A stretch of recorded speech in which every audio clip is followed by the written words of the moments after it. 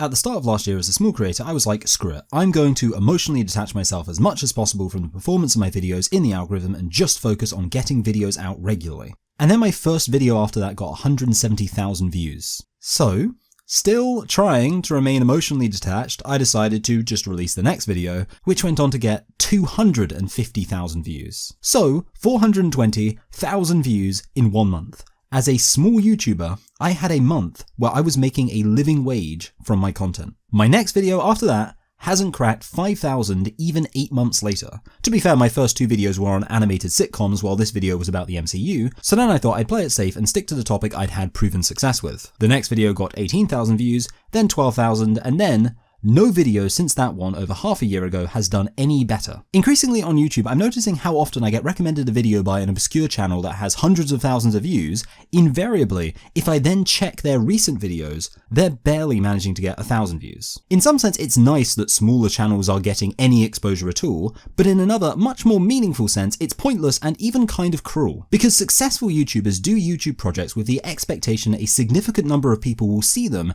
and they'll be financially compensated for their time. Smaller YouTubers do projects often with the expectation that eventually they will be successful YouTubers. So the fickle algorithm YouTube's currently unleashing is just a tease for smaller creators. Hey, want to know what it's like to be successful? Well, enjoy a few weeks of that before we completely abandon you. Obviously, a big part of this is people relying on the algorithm now instead of their subscription box. I can't relate to this at all. I use my subscription feed all the time. Every day I look through it and add any videos that look interesting to my watch list because that way I can support and continue to engage with creators I like who make good content. But since now apparently everyone just lets the algorithm tell them what to watch, let's talk about why maybe they shouldn't do that. YouTuber Shadiversity has made 2 separate videos complaining about this already. Ironically, both of these videos have ended up better performing because they've actually been recommended by the algorithm. I'm not under any illusions that will happen here, by the way. Feel free to surprise me, YouTube. But a lot of people responded to these objections by saying, get over it, Shad. People just don't want to watch your videos anymore. However, I think he's shown that's not really true, because what really determines who sees your videos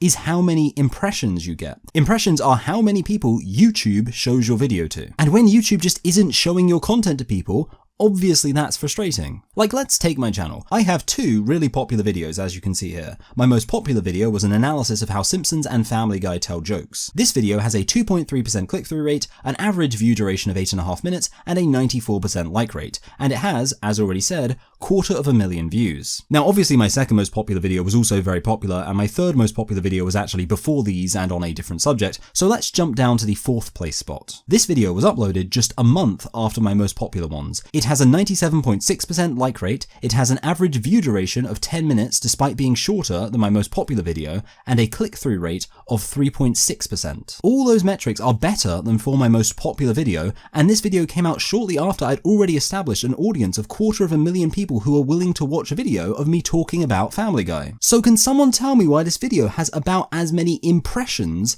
as my most popular video has views? YouTube showed my most popular video to 6 million people, and 250,000 of those people were interested enough in the video to actually watch it. But then for a very similar video with better metrics, YouTube was like, well, I guess we'll recommend this to just as many people as watched the previous one. Am I supposed to have a 100% click-through rate? Does anyone have a 100% click-through rate? Look at all the videos YouTube is recommending to you in the sidebar right now. Are you going to click 100% of them? I guess I don't need to labor this point. This rapid drop-off in algorithmic fortunes, even when covering very similar topics, is obviously ridiculous. I will briefly address 2 counters someone might make. The first point might be that by my own admission, in the midst of my Family Guy videos, I released a video about the MCU, and that got very few views, so clearly that killed my channel. Well, I'm sorry, but I don't want to talk about Family Guy all the time, and the idea the algorithm decided to massively penalize my channel because I want to be a broad media review channel rather than just a Family Guy channel is stupid. But you know, I did actually start focusing on Family Guy and The Simpsons in an attempt to please the algorithm, and even after months of largely limiting myself to that, things have only got worse. People might also point out that my second most popular video was very poorly received.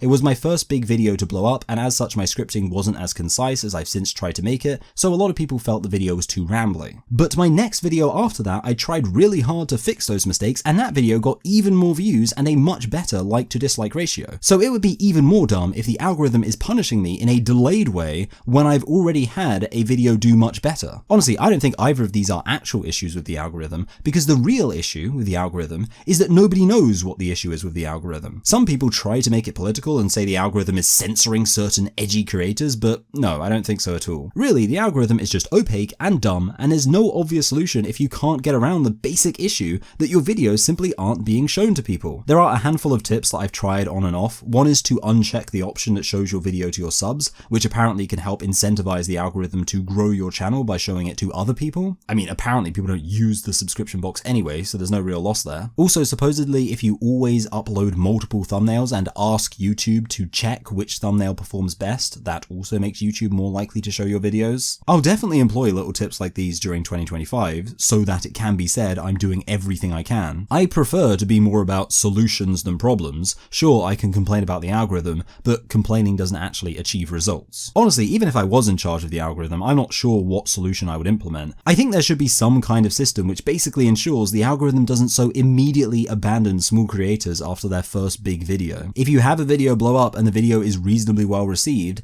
that should bring with it some additional assurance that your next videos will be favored by the algorithm, so you have an incentive to really crank out your best possible content. But I'm sure there would be issues with that. So maybe the only real solution is just to crank out enough content that eventually you become established as a creator the hard way. So let's talk about cranking out content. You'll notice that for most of this video, I've been talking with this avatar on screen. This is for the simple reason that going forward this year, I'm going to put a lot less effort into visuals so that I'm able to make more content. When I uploaded my Simpsons video at the start of last year, I received this comment. The clips chosen to go along with every line of dialogue shows the team behind this video has an encyclopedic knowledge of the series. At the time, my first thought when receiving this comment was, wow, this is awesome. Someone thinks that my video is so well done that they're assuming it was produced by a whole team of people. And the lesson I took from this is that this should be the standard for my videos going forward. My quality visual editing is my unique selling point, and that's what people really like, so let's put effort into that. I now realize the actual lesson I should have taken away was,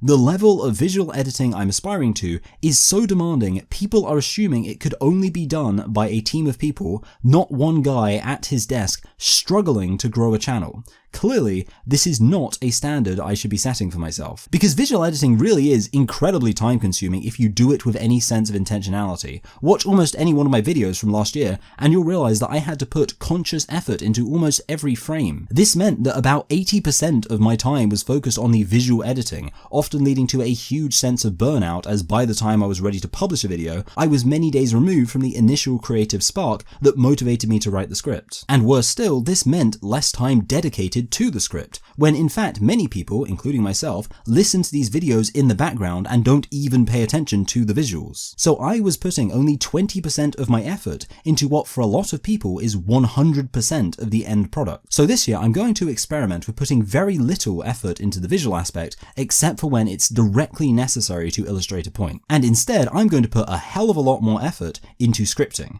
I'm going to do multiple drafts until I'm happy the script is the best it can possibly be. And then I also want to put a lot more effort into performing the script in an entertaining way when I record, because in my view that's my single weakest point of video making. Like, this is monotone, right? The way I'm speaking right now. I mean, I'm trying to be less monotone, but I imagine it will take a while to really get better at performing my scripts. So even though I'm saying I'll put less effort into the visual component, I think the overall quality of my videos should improve regarding what matters most of all. And then when I get a consistent viewership, I can justify returning back to putting effort into the visuals. I also realized I should probably try more to emulate the creators I actually want to share an audience with, and for me those would be Your Movie Sucks and JXy. I think they make really interesting and funny content, and I'd be very happy if at some point in the future I was grouped with them. So my strategy going forward will be to listen to a lot more of their content as I'm redrafting my own script so I can, you know, rip them off. The main point of this is for anyone still watching, just be aware my videos might look slightly less visually interesting going forward,